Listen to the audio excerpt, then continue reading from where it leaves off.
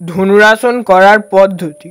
প্রথমে আপনারা ধীরে ধীরে শুয়ে পড়ুন এবং উবুড় হয়ে শুয়ে পড়ুন এবং উবুড় হয়ে শুয়ে দাড়ি, পেট, বুক ও পায়ের পাতাটি ঠেকিয়ে রাখুন এবং ধীরে ধীরে দুটি পায়ের হাঁটু ভাঁজ করুন এবং দুটি হাত দিয়ে পায়ের গোড়ালির নিচে ধরুন এবং ধীরে ধীরে পা টান করে এবং বডিটি টান রেখে ধীরে ধীরে কাঁধ ও পায়ের দিকটা ওপরের দিকে তোলার চেষ্টা করুন এবং এইভাবে 20 থেকে 30 সেকেন্ড হোল্ড রাখার চেষ্টা করুন এবং এইভাবে স্বাভাবিক শ্বাস প্রশ্বাস রাখুন। চলুন জেনে নেওয়া যাক ধনুরাসনের উপকারিতা।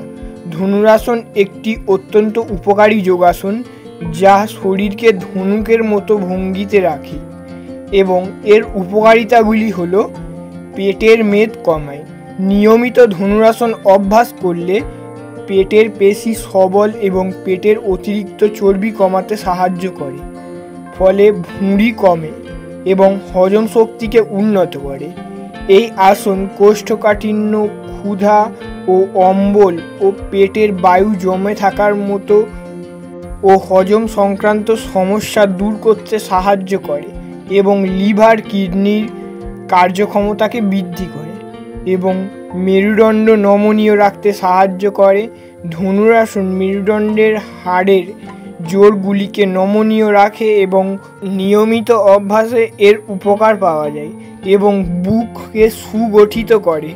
বুকের পেশিগুলি এবং পাঁজর হাড়গুলিকে বৃদ্ধি করতে সাহায্য করে এবং ফলে বুকের সুগঠিত হয় ও ফুসফুসের কর্মক্ষমতা বৃদ্ধি পায় ও পেশিগুলিকে শক্তিশালী করে। ঘাড়, কাঁধ, হাত এবং পায়ের পেশিগুলিকে নমনীয় এবং দৃঢ় করে, যা দৈনন্দিন কাজকর্মের পেশিগুলিকে চাপ কমাতে সাহায্য করে এবং কুঁজো ভঙ্গি দূর করতে সাহায্য করে এবং মানসিক ব্যথার উপশম করতে সাহায্য করে ও ডায়াবেটিস নিয়ন্ত্রণ সহায়ক। কিছু গবেষণায় দেখা গেছে ধনুরাসন ইনসুলিনের কার্যকারিতা বৃদ্ধি করে বা ডায়াবেটিস নিয়ন্ত্রণ সহায়ক করে এবং শ্বাসযন্ত্রের কর্মক্ষমতা বৃদ্ধি করে।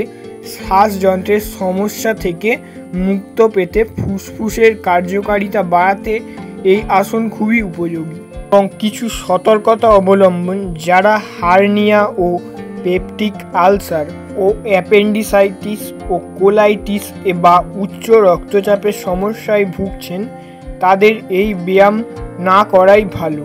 পুরো ভিডিওটি শেষ পর্যন্ত দেখার জন্য ধন্যবাদ এবং অবশ্যই লাইক করুন, শেয়ার করুন এবং সাবস্ক্রাইব করুন।